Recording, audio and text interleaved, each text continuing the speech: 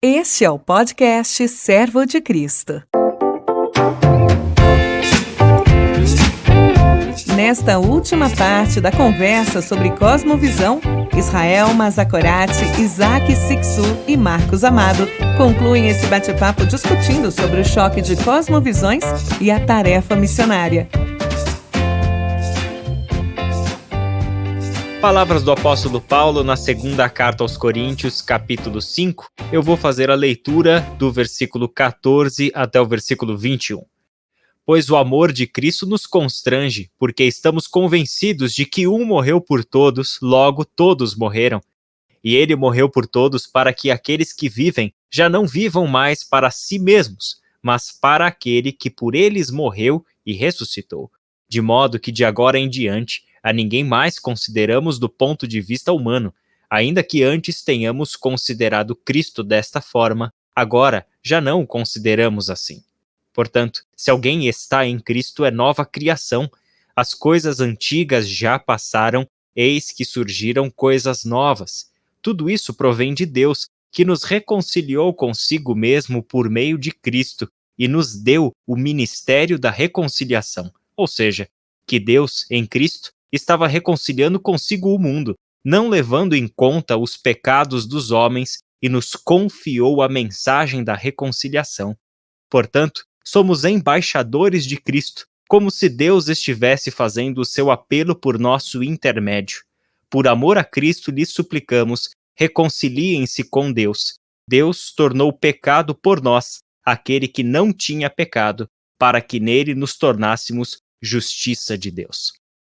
Estamos novamente em mais um podcast do Servo de Cristo, fechando com este episódio uma série de 3 sobre o tema da cosmovisão, e hoje vamos falar sobre missão. De que maneira a narrativa bíblica é uma narrativa que nos acolhe dentro dela, mas que não tem um fim em si mesmos, ou seja, nós não temos uma redenção cujo objetivo é o nosso próprio bem-estar pessoal e o nosso próprio bem-prazer, mas uma narrativa que nos chama para dentro da história de Deus, que é uma história missionária. E para bater esse papo comigo está novamente Marcos Amado e Isaac Sixu. Tudo bem com vocês? Olá, Israel. Muito bom estar com você novamente. Terceiro episódio aí para a gente bater um papo sobre esse tema. Eu tô muito empolgado porque hoje eu tenho certeza que, enfim, vamos ser muito provocados, especialmente com a experiência aí sua, do Marcão, nessa questão missional. Nesse episódio eu vou ficar quietinho, só ouvindo e aprendendo com 20 e tantos anos de experiência missional aí do Marcos Amado e seus 20 e tantos anos de ministério pastoral. Pois é. Oi, Isaac. Oi, Israel. Estamos aqui. Vai ser uma alegria estar com vocês mais esses minutos. Nós abrimos esse episódio lendo o texto de 2 aos Coríntios, capítulo 5, do verso 14 ao verso 21, em que temos uma das mensagens, na minha opinião, na minha leitura da Bíblia aqui, uma das mensagens mais nucleares de toda a Bíblia, né? O que Deus fez por nós. Marcos, eu gosto demais dessa introdução logo, né? O amor de Cristo nos constrange porque estamos convencidos de que um morreu por todos, logo todos morreram, e ele morreu por todos, com um propósito, para que aqueles que vivem já não vivam mais para si mesmos, mas vivam para aquele que por eles morreu e ressuscitou. Esse talvez seja um bom ponto de partida aí, Marcos, para mostrarmos que o fim da narrativa bíblica que nos acolheu dentro dela não é a nossa própria história individual, pessoal, fechada em nós mesmos, mas na verdade é o que abre as portas, né, dessa grande história missional de Deus, né? Pois é fantástico, né? Um dia ainda vou ter o privilégio de ver o Isaac pregando sobre essa passagem, mas enquanto isso, eu creio que talvez o que mais me chama a atenção quando eu penso no nosso chamado, no Deus estar nos chamando para participarmos daquilo que Ele já está fazendo ao redor do mundo, é justamente a forma de que Ele já fez, Ele já pagou, e agora a expectativa é que haja uma entrega da nossa parte. Nós temos que nos doar pelo fato de que Ele já tenha feito isso por nós e por toda a criação. O que faz com que, então, todos nós deveríamos nos sentir parte desse movimento que Deus está fazendo, de que devemos ser sal e luz por onde nós passarmos, né? Então, é um problema quando a gente pensa que nós participarmos da missão de Deus, ou seja, nós fazemos parte daquilo que Deus está fazendo no mundo, é somente para aqueles poucos especiais chamados, quando não é isso. Inclusive, eu creio que esse texto nos deixa claro que nós estamos nisso a partir do momento que nós reconhecemos que o que Jesus fez por nós foi para nos resgatar, para resgatar a criação, e, portanto, agora nós temos o tremendo privilégio de participarmos disso tudo. Isaac, o que te chama a atenção nesse texto? Eu acho que o apóstolo Paulo expande esse nosso conceito de reconciliação, né? A gente normalmente pensa, quando fala, né, que nos foi dado o ministério da reconciliação, a gente normalmente pensa em reconciliação somente em termos espirituais, né? A gente vai pregar o evangelho para resolver o problema da inimizade da criatura com o Criador. Mas não é só isso, né? Se você volta lá no capítulo da queda que a gente falou no último episódio, a reconciliação, o ministério da reconciliação é o tratamento de Deus para todas as rupturas que aconteceram lá no Jardim do Éden, né? Foi uma ruptura espiritual, porque o Criador se separou da criatura, foi uma ruptura social, porque as criaturas romperam entre si, foi uma ruptura psicossomática, porque, enfim, a criatura rompe consigo mesmo, e foi uma ruptura ecológica, porque a criatura rompeu com a criação, né? Então, se a gente está vendo todas essas rupturas em Gênesis no capítulo 3, e a gente olha para o apóstolo Paulo falando de ministério, nos foi dado o ministério da reconciliação, então em Cristo Jesus o homem volta a Deus, mas também volta ao próximo, volta para si mesmo e volta para a criação, né? Então o apóstolo Paulo está expandindo esse leque de ministério de reconciliação para além só desse aspecto de pregar o evangelho para que a pessoa se converta e se torne amiga de Deus. Isso é uma coisa importante, isso é algo importante que a gente precisa viver e enfatizar, mas não é o todo, né? A missão, ela vai além da proclamação do evangelho somente de fazer inimigos amigos de Deus. Interessante porque Paulo diz aqui que você mencionou e enfatizou, né, o ministério, né, no texto original é a diaconia da reconciliação, mas o texto também fala que ele nos confiou o logos da reconciliação, a palavra, a mensagem da reconciliação. Interessante que nós nos engajamos na missão de Deus neste mundo através daquilo que nós falamos, da maneira como nós elaboramos e contamos esta narrativa. Eu trago esse assunto porque foi uma das indagações que eu deixei aqui no papel e não deu tempo de trazer no episódio anterior, que é justamente a importância, quando Marcos falava de nós termos esse papel proclamador, né, dentro de outras cosmovisões, mas é interessante porque isso traz à luz a importância não apenas do conteúdo da mensagem do evangelho, mas da forma como nós comunicamos o evangelho. Né? Então, os sermos cuidadosos, e a gente tem instruções do apóstolo Paulo, né, sobre isso, né, de aproveitarmos que a nossa palavra seja temperada com sal, né, principalmente para aqueles de fora e etc. Então, a forma como nós elaboramos, como enunciamos, como contamos essa história de redenção por meio de Cristo Jesus, e que também coloca a gente diante desse duplo aspecto, né, da mensagem e daí da diaconia, e que nos textos de Paulo, na sua maior parte, o termo diaconia sempre assume esse papel mediador.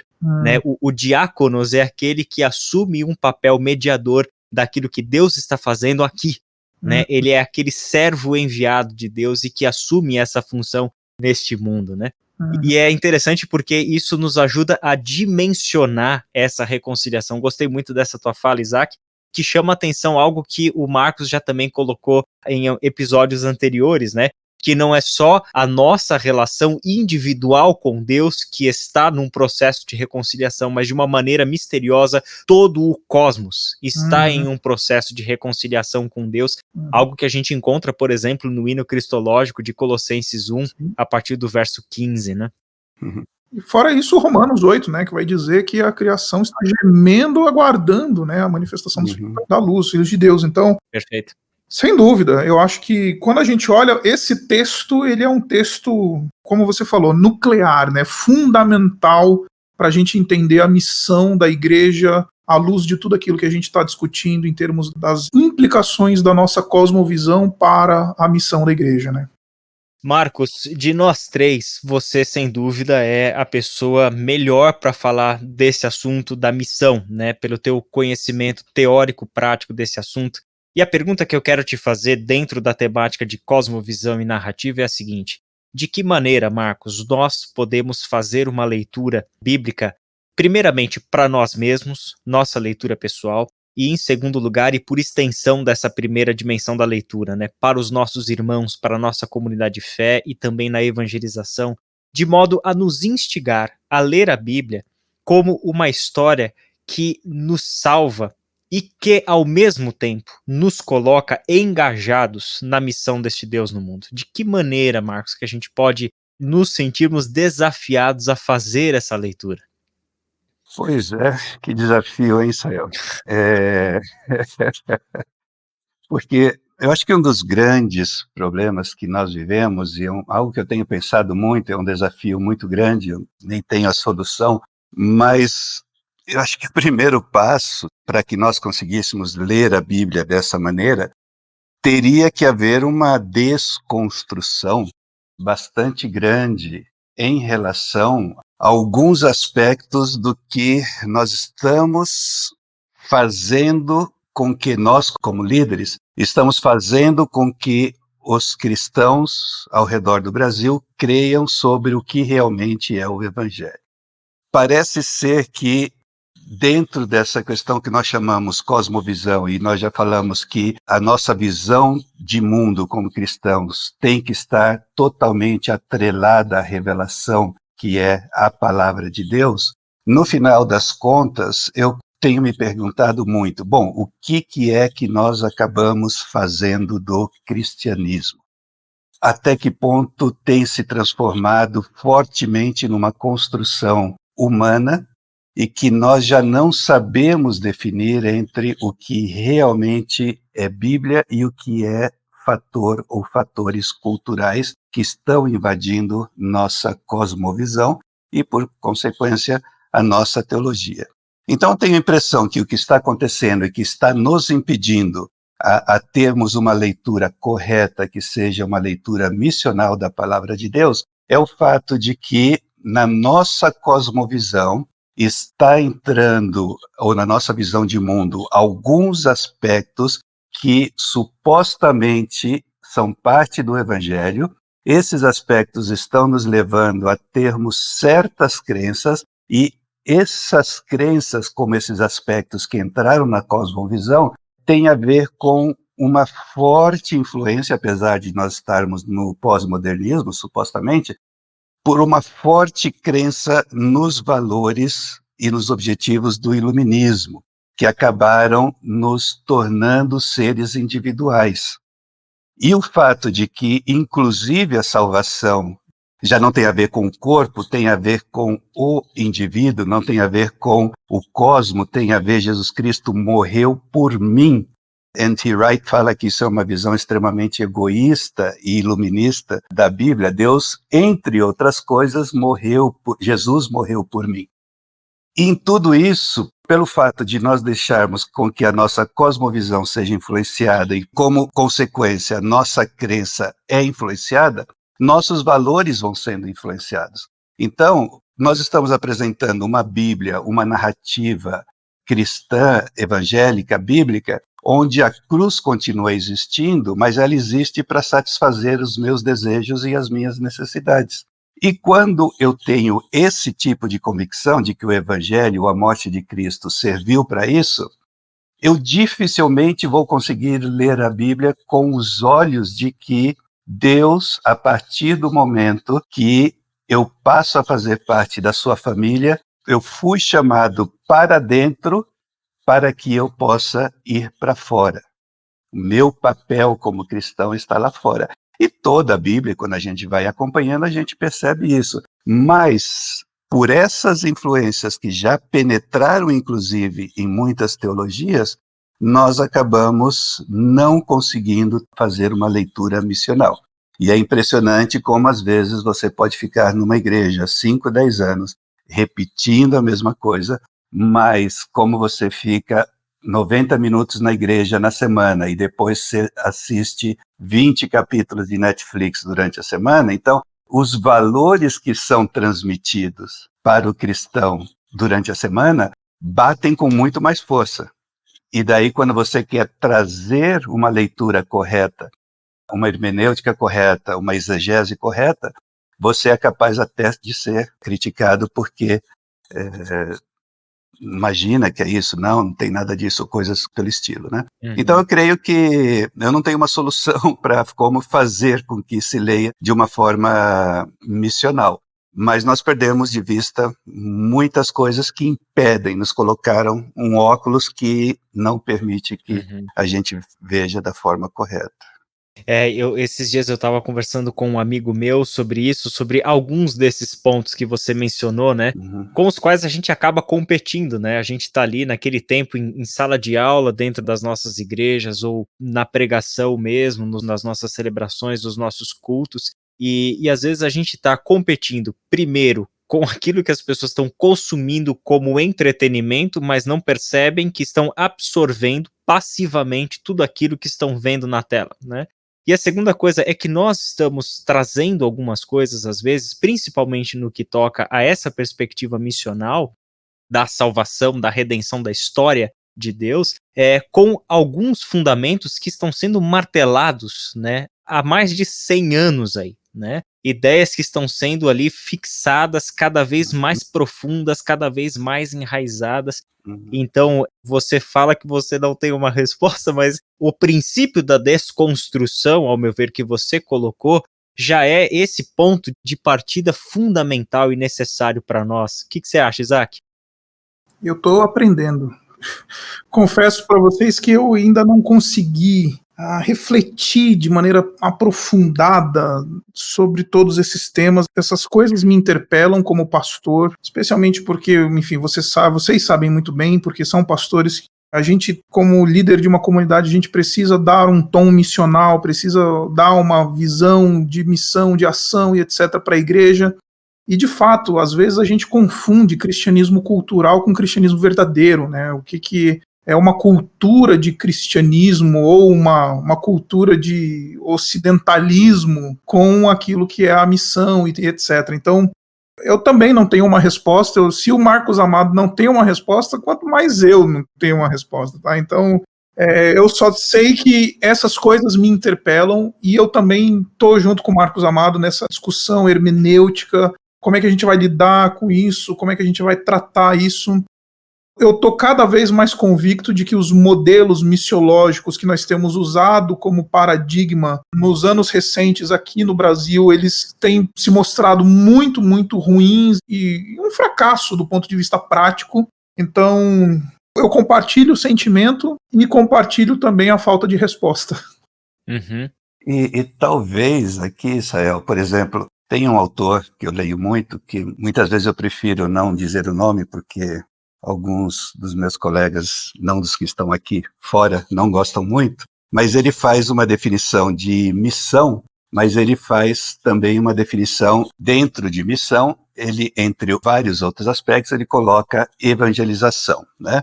E aí ele define evangelização. É a proclamação da salvação em Cristo às pessoas que não creem nele, chamando-as ao arrependimento e à conversão, anunciando o perdão do pecado, convidando-as a tornar-se membros vivos da comunidade terrena de Cristo e a começar uma vida de serviço aos outros no poder do Espírito Santo de Deus.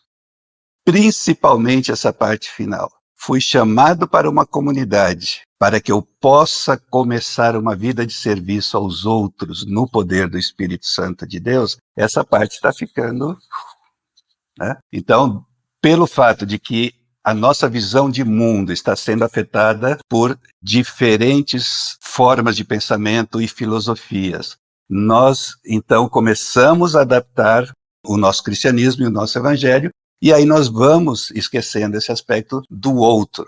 E vai afetando, inclusive, a forma como nós vemos o outro, e que o impacto que isso tem em missões é impressionante. E muito negativo, né? Durante esse período de pandemia, aqui na nossa igreja, nós fizemos algumas séries de mensagens que nos levaram, curiosamente, isso não foi intencional, isso foi uma coisa que a gente observou depois, nos levou bastante às cartas da prisão. Uhum. E nas cartas da prisão, a gente encontrou, tanto em Colossenses quanto em Filipenses, uma expressão muito interessante do apóstolo Paulo, né? Enquanto eu estou preso, estou lutando por vocês, né? Este estar na comunidade, mesmo preso, e preso, lutando por esses irmãos. E ele fala, por exemplo, em Filipenses capítulo 4, né, de ele ter irmãos que lutaram ao meu lado por causa do evangelho. Em Filipenses é interessante porque Paulo chama a atenção para este foco no progresso do evangelho, né? Eu também, óbvio, né, eu fiz a pergunta não porque tinha uma resposta na manga, né, mas justamente porque eu acho que este é um ponto que a gente precisa colocar em pauta, né, nós precisamos dar as mãos, unir os nossos esforços de leitura, de experiências, para começarmos a trilhar este caminho nas nossas experiências comunitárias, né.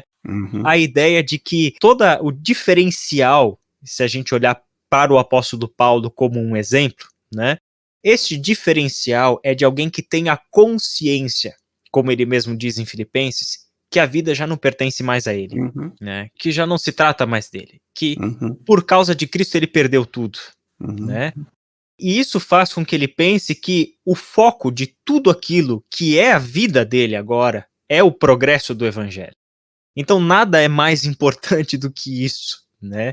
E talvez nós estejamos hoje, no nosso tempo, né, reféns de uma realidade sem nos percebermos presos a essa realidade, que é tentar conciliar ser cristão, mas também ambicionar as coisas que esse mundo traz para nós. Viver a narrativa do evangelho, mas tentar ao mesmo tempo viver as narrativas provenientes desse mundo, né? Então esse jeito, né, de um pé lá e um pé cá de nós vivemos, tentarmos conciliar essas coisas, talvez tenha sido aí, esteja sendo aí para nós uma das referências. Agora, pode falar, Marcos. Eu acho também, Israel, Isaac, se nós estivéssemos conseguindo ler a Bíblia dessa maneira missional, se as influências, se a nossa visão de mundo não estivesse mudando por conta das influências externas, nós entenderíamos o seguinte sobre a igreja, que foi também a citação de um autor. A igreja vivendo na tensão criativa de, ao mesmo tempo, ser chamada para fora do mundo e ser enviada ao mundo, é desafiada a ser o jardim experimental de Deus na terra, um fragmento do reinado de Deus, tendo as primícias do Espírito como o penhor do que há de vir. Isso me parece fantástico. Coisa linda. Né? Mas como está difícil de fazer com que os evangélicos, e menciono evangélico, porque é onde nós estamos envolvidos, mas como é difícil fazer com que os evangélicos entendam isso, em vez de permitir com que essa nova visão de mundo faça com que a gente ache que o que nós como cristãos devemos ser é ser poderosos, que está muito embrenhado na mente do cristão. Isso, para mim, é uma parte dessa mudança de visão de mundo que está havendo, e só Deus sabe onde é que isso vai terminar. Né? Estava lendo esses dias um comentário do N.T. Wright sobre a carta aos Filipenses, e ele falava que naquele tempo, para a realidade do apóstolo Paulo e daquelas comunidades, a verdadeira fraternidade, né, a senso de comunidade, não dizia respeito ao café que nós tomamos juntos depois do culto, né? O senso de comunidade tinha a ver com o nosso irmão estar preso por causa do evangelho e nós temos a responsabilidade de cuidar desse irmão. Senso de responsabilidade tem a ver com a maneira com que a igreja lida com a realidade, por exemplo, dos pobres e marginalizados no seu contexto. É ali que traz esse senso de comunidade, né? Talvez nós tenhamos nos acomodado muito facilmente, né, a uma experiência comunitária em torno da nossa própria zona de conforto, né? Que não nos exige muito, né, mais do que uma reunião social e de um compartilhar de um café e de um pão de queijo, que é uma coisa tremendamente importante, necessária, mas não se resume a isso, né? E eu creio que esse momento de pandemia, com os cultos digitais, esse momento está fazendo a gente repensar, muita gente repensar o que significa realmente ser igreja. Muita gente começa a perceber que ser igreja não é só ter que ir ao culto por 90 minutos uma vez por semana. E queira Deus que isso tenha mais outras implicações práticas positivas, pode ter negativas também. Mas acho que isso é um bom momento para a gente repensar o que é de fato igreja e para o que Deus nos chamou ao fazermos parte dessa comunidade. Isaac, eu quero voltar no texto de segundo, já que o Marcos falou que um dia gostaria de te ouvir pregar sobre esse texto. Vamos voltar nele. Ele quer ouvir pregar, ele quer ouvir pregar. Caramba. Olha que o Marcos sabe do que tá falando, hein, Isaac? Cuidado com essa tua fala, hein? Olha só, interessante, né? Porque se a gente tá buscando este caminho de como levar essas pessoas a serem instigadas por esta missão e levarem a realidade, né? A missão de fazermos discípulos de Cristo e tal. Não é interessante que o texto que a gente leu no início, 2 Coríntios 5,14, começa falando de que o movimento inicial que traz o constrangimento e que nos leva a todo esse processo é o amor de Cristo, né? É o amor de Cristo, né? Então, eu acho que esse para nós é um ponto interessante, porque quando Paulo escreve para os filipenses, eu deixo até abrir nesse texto para não errar, para não fazer citação de cor e errar aqui. Ele fala de um jeito fantástico aqui no versículo 9 do capítulo 1. Esta é a minha oração, que o amor de vocês aumente cada vez mais em conhecimento e em toda percepção para discernirem o que é melhor, a fim de serem puros e irrepreensíveis até o dia de Cristo, cheios de frutos da justiça, fruto que vem por meio de Jesus Cristo para a glória e louvor de Deus. Não é interessante que o movimento de Deus em nossa direção é o amor de Cristo que nos constrange e por meio deste amor é que tudo que aconteceu, aconteceu. E aqui Paulo ora pelos filipenses, não é diretamente para que o conhecimento aumente, mas que o amor aumente. E que, começando pelo amor, venha conhecimento, percepção, discernimento, né? O que você acha deste caminho a ser trilhado pelo caminho do amor de Cristo, né? Lembrando, né? Nós temos muitos amores neste mundo, né? Então, o amor de Cristo, né? Cara, eu concordo muito. Se você me permite adicionar aí um pouquinho, como vocês sabem, eu sou um fã e tenho estudado já há alguns anos a proposta teológica do drama em Hans Urs von Balthasar, né? Tem sido, foi minha proposta de mestrado, tem sido a minha construção de projeto de pesquisa do doutorado. Então, enfim, eu sou um apaixonado. Depois que eu comecei a ler Hans Urs von Balthasar, muita coisa na minha vida começou a se explicar do ponto de vista pastoral, teológico. Teve um monte de pontos na minha vida que começaram a se conectar a partir da narrativa do Hans Urs von Balthasar. E eu gosto muito, porque isso rima bastante com uma coisa que o Balthasar diz lá no seu livro, na verdade o terceiro tomo da sua Teodramática. Ele vai falar sobre este amor como uma via de drama, como aquilo que, visto que o Senhor Jesus Cristo, ele não somente é amor, mas ele encarnou esse amor no chão da história. Quando a gente vê esse amor e reproduz esse drama do amor no chão da história, isso movimenta, isso causa ação, isso causa direção. E ele faz um contraste muito interessante com o chamado amor grego helenista platônico, né? Bem que você falou, porque o amor platônico ele é simplesmente contemplativo. O filósofo ou o indivíduo que está sofrendo de amor platônico, ele olha para sua musa inspiradora e fica lá só contemplando, parado, amando à distância, porque é um amor platônico, é um amor inerte, vai dizer o Hans Urs von Balthasar. Aí ele vem e fala assim, o ágape de Cristo, o amor de Cristo, ele é completamente diferente, porque ele é dramático, ele tem entranha, ele entra na vida, na história, ele se reproduz em ação. Então, se ele é dramático, ele é da ação, ele é papel que é desenvolvido no mundo, então a gente tem todos os fundamentos no amor de Cristo necessários para que a gente possa estabelecer uma praxis missional. Por isso que ele vai falar que antes de você compreender, antes de você entrar na missão, você precisa ter esse contato profundo com esse amor transformador, dramático, visceral, que então te impulsiona, né? Então ele vai falar dessa missio Dei como essa autodoação contínua, eterna de Deus em Cristo Jesus, que empurra a igreja para o mundo e que manda a igreja para fora da sua realidade, como falou bem o Marcos Amado no início da nossa conversa, né? Para dentro, para depois ser lançado para fora. Eu não vou para dentro de uma comunidade, eu vou para dentro de Cristo, porque eu estou em Cristo como cristão. Então, visto que por causa do amor de Cristo eu sou acolhido nele mesmo, então eu vou para o mundo, né? Então, eu acho isso lindo, eu acho isso uma coisa que me encanta, é uma coisa que me enche o coração ponderar sobre essas coisas e ponderar nesses termos, né? Desse amor dramático, nesse amor que entra na história, que tem poeira da vida nas mãos e nos pés, né?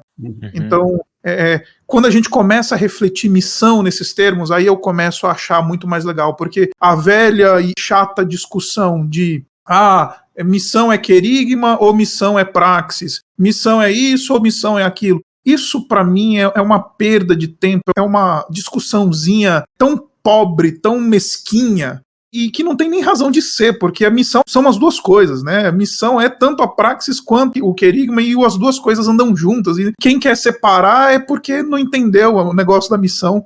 E eu acho que o que junta essas duas coisas é justamente esse amor dramático, né? Essa vida no chão da terra, que aí junta querigma e praxis e junta as duas coisas e a gente começa a entender e ponderar aquilo que o Senhor Jesus Cristo fala sobre ser mártir dele, sobre, enfim, ir a todo mundo, produzir algum tipo de proclamação que toca corações e transforma pessoas, né? Então, eu acho que esse é o máximo da minha contribuição nesse sentido que eu consigo dar.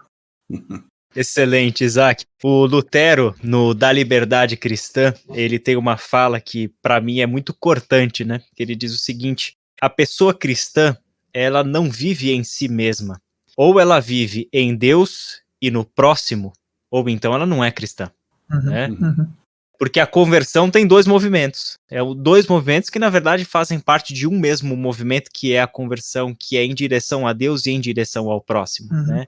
Então, Marcos, eu quero te lançar uma pergunta, já que a gente está chegando nos 10 minutos finais do nosso podcast, e trazer à tona um ponto que você levantou em podcasts anteriores, e aí pegando essa deixa do Isaac com relação ao amor.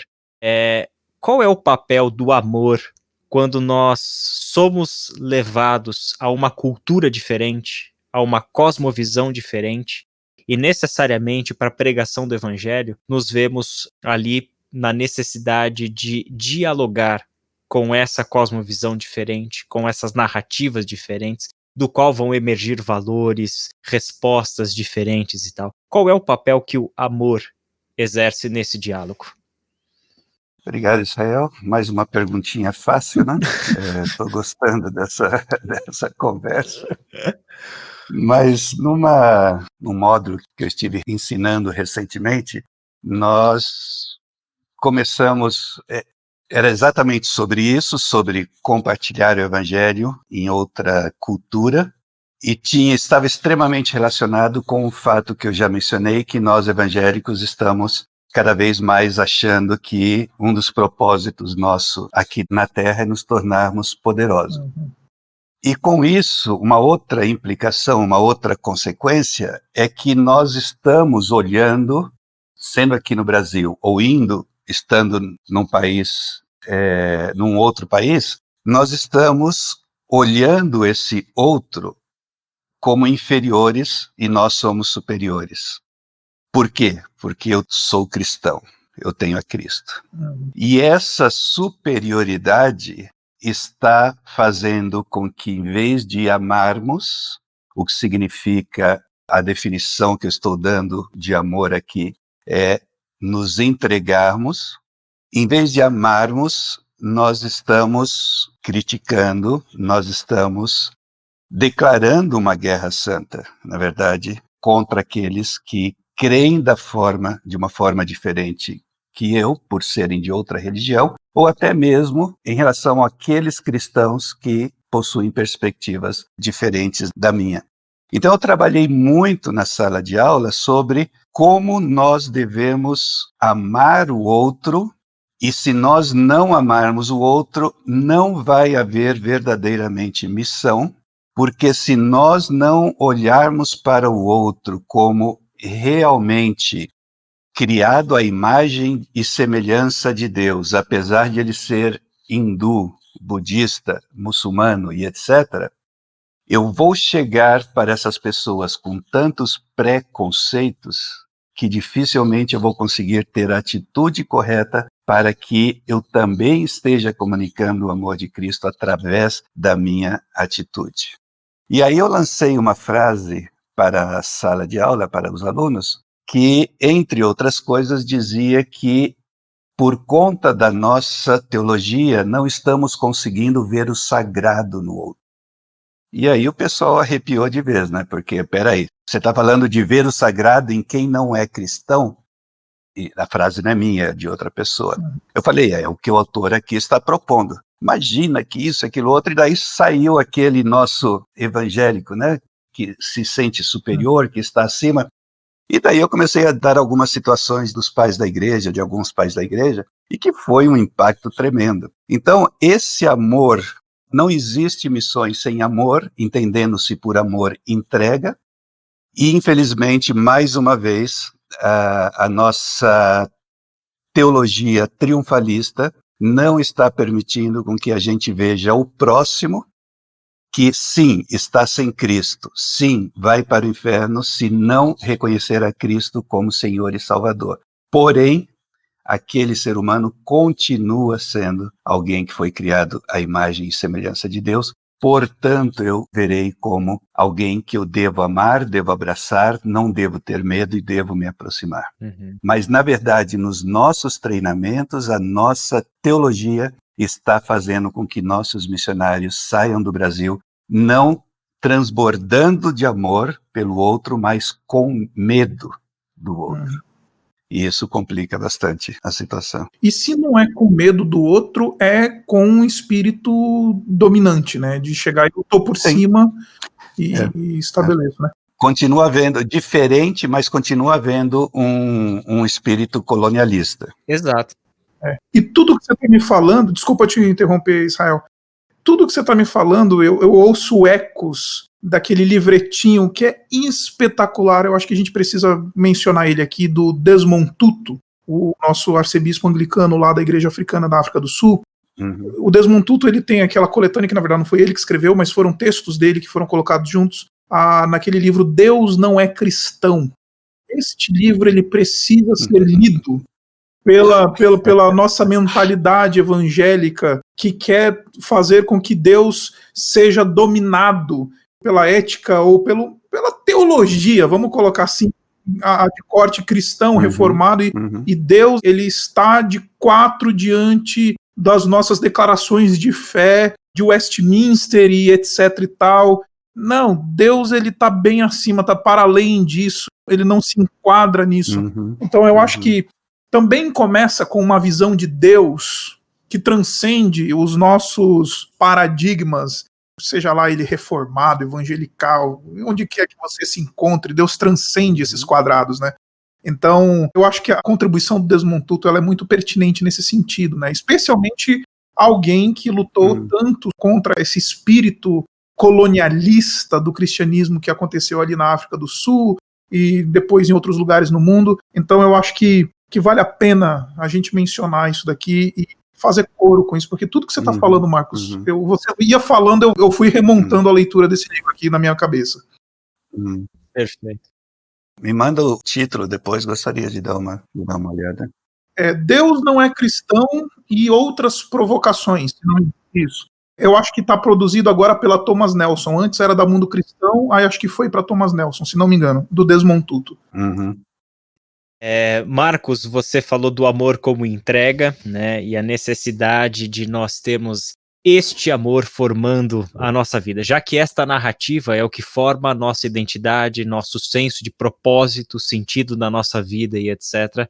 já passou da hora, né, de como cristãos entendemos que missão não é para alguns e não é opcional, né? Não é uma coisa que seria legal se a gente fizesse, né? É a própria razão de ser do Deus que está em missão na história, ou nós nos envolvemos nessa história, ou nós estamos vivendo em outra narrativa, né? Ou nós estamos firmados em algum outro Senhor que não é o Cristo do Evangelho, né? Porque o Cristo do Evangelho, cujo amor nos constrange, é o Cristo que se define como o diácono, né? Marcos 10:45, pois nem mesmo o Filho do Homem veio para ser servido, mas para servir e dar a sua vida em resgate por muitos, né? É com essa consciência de quem é o Cristo e de quem nós somos mediante o Cristo, é que nós temos o hino cristológico de Filipenses capítulo 2, seja a atitude de vocês a mesma de Cristo, que se esvazia, que sai deste patamar, né, que vocês colocaram tão bem, né, de esse senso de superioridade, né, que muitas vezes está ali como se eu tenho a razão, eu tenho a verdade, mas nós nos esquecemos que é a verdade que nos tem, é aquele que é a verdade que nos acolheu em si, né? Então isso aí está colocando para nós uma necessidade de reconstruir a nossa própria identidade como cristãos, que seja firmado em Cristo e não em outros ídolos que nós estamos cultivando, criando, alimentando, baseados nas narrativas da nossa cultura e do nosso tempo, e não no Evangelho de Jesus Cristo de fato, né? Que isso seja para nós um desafio posto para todos nós em primeiro lugar, e por extensão a todos os nossos ouvintes com quem a gente teve o privilégio, a honra de compartilhar essas horas breves, mas acredito que profundas, de discussão aí sobre o tema da cosmovisão, nessas diferentes dimensões que a gente abordou. Isaac e Marcos, muito obrigado pelo tempo de vocês, pelo conhecimento e experiência colocados aí à nossa disposição, para que de alguma forma, né, o Espírito Santo de Deus utilize isso para alcançar mentes e corações. Amém. Obrigado pelo privilégio. Obrigado, Marcos. Obrigado, Israel. Quero deixar aqui uma palavra de gratidão ao Simon, né, que está cuidando da nossa técnica e toda a produção do nosso podcast. Acho que vale a Mi também. A Mi também, isso. Simon e a Mi. Eu acho que vale a pena a gente deixar aí um disclaimer para os nossos ouvintes. Se você quiser conhecer, né, o nosso seminário vai ser muito especial. As nossas mídias digitais estão à sua disposição. Temos agora alguns cursos que estão absolutamente online. Então, as pessoas que estão nos ouvindo e querem conhecer um pouquinho mais da nossa escola, eles podem procurar aí no servodecristo.org.br, vai ser muito precioso, enfim, ter contato com cada um de vocês. A nossa secretaria está à disposição de todos vocês. É isso aí, espero para que você que nos ouve, em breve a gente se encontre em sala de aula aí, né, que seja aí, se Deus quiser, em momentos instigantes de estudo da palavra de Deus, esses desafios nos quais ela nos coloca. E agora que eu sei que vocês são feras em cosmovisão, eu vou convidar vocês para as aulas, algumas das aulas que eu estou dando, que os alunos vão apreciar bastante. Ó, Isaac, é para você que ele falou isso. Não, eu acho que ele está falando com você, ele está usando você só por uma questão de política aqui, porque estamos em três aqui. É porque, enfim, estamos juntos. O Marcos Amado, ele deseja o mal dos alunos dele, que sugeriu que eu vá lá dar aula para eles. Não, vai lá, Israel. Eu sei que você é um cara mais polido, você é um cara radialista, pastor e tudo mais. Então, eu acho que esse é um bom ponto de encerrar o podcast, viu? Tá na hora da gente encerrar esse negócio. É isso aí, gente. Um abraço. Que Deus abençoe vocês. Até a próxima. Valeu. Deus abençoe vocês. Valeu, pessoal. Muito obrigado. Deus abençoe.